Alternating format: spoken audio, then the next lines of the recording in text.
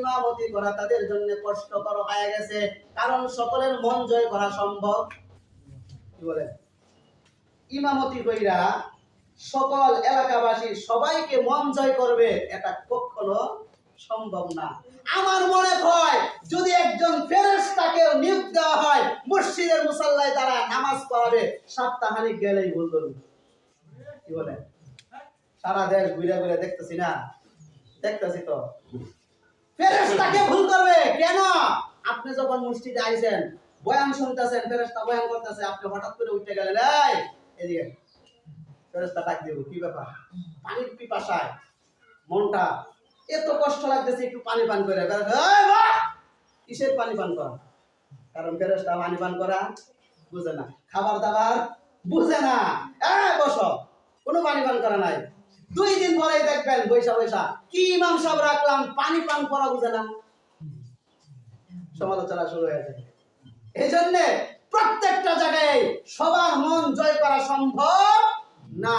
ভুল ধরবে মানুষ, ভুল ধরবে, ভুল হোক আর না হোক। এই মুসল্লিগুলো যদি চিন্তা করত যে ইমাম সাহেব আমার এলাকায় থাইকা, আমার গ্রামে থাইকা, আমার দেশে থাইকা, যে ইমাম সাহেব আমার মায়ের জন্য দোয়া করে, আমার বাবার জন্য দোয়া করে, আমার আত্মীয় স্বজনের জন্য দোয়া করে, আমার বাপ 10 বছর আগে মরে গেছে এই বাপের জন্য দোয়া করে, সবার জন্য দোয়া, বিনা টাকায় দোয়া, এরপরে এই ইমামকে কেমনে বাদ দেই আমি?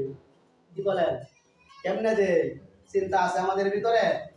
এই চিন্তা না থাকারও একটা কারণ আছে।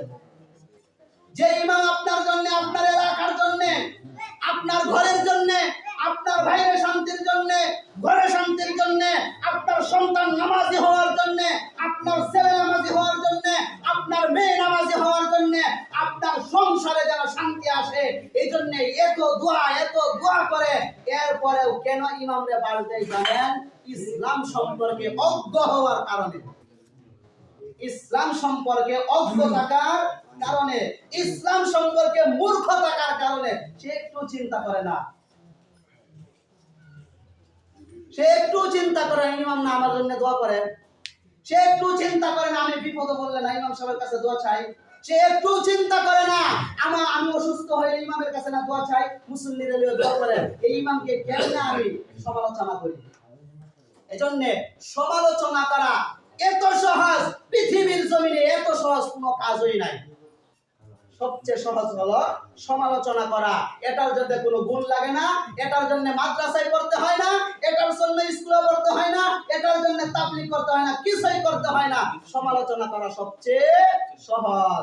যার বিপক্ষে সমালোচনা করব তার মতো হওয়া কঠিন, তার মতো হওয়া কঠিন। এজন্য ভাই আমাদের উচিত মহব্বত করা, এক ভাই আরেক ভাইকে মহব্বত করা, ইমামকে মহব্বত করা, মুয়াজ্জিনকে মহব্বত করা, মসজিদের খাদেমকে মহব্বত করা, ভাই ভাইকে মহব্বত করা, বন্ধু বন্ধুকে মহব্বত করা, প্রতিবেশীকে মহব্বত করা, অর্থাৎ আমার এলাকাবাসী যারা আছে সকলেই একে অপরকে মহব্বত করা, ভালোবাসা আল্লাহর জন্য, তাহলে আল্লাহ ভালোবাসবে আপনাকে।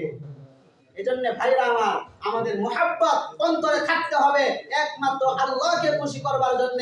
আমাদের আমলগুলো সঠিক বানাইতে হবে। কিছুই যাবে না কবরে, যাবে আমাদের আমল, আর কিছুই যাবে না। জাহান্নামের ভয়ে কান্দ, জাহান্নাম থেকে মুক্তি পাওয়ার পরে শুকরিয়া স্বরূপ কান্দ, নামাজের জন্য আল্লাহর কাছে দোয়া করো। নামাজি যদি হতে পারো 5 ওয়াক্ত, এখন নামাজি তো হইছো, শুকরিয়া স্বরূপ কান্দ। সব সময় কি করতে হবে? কান্না করতে হবে। যেই চোখ দিয়া কান্না বের হবে জাহান্নামের ভয়ে কাঁদবে, যেই চোখ দিয়া কান্না বের হবে, পানি বের হবে জাহান্নামের ভয়ে, এই পানি দিয়ে আল্লাহ তাআলা জাহান্নামের আগুন আপনার জন্য চিরতরে নিভায়া দিবেন। জাহান্নাম আপনাকে স্পর্শ করবে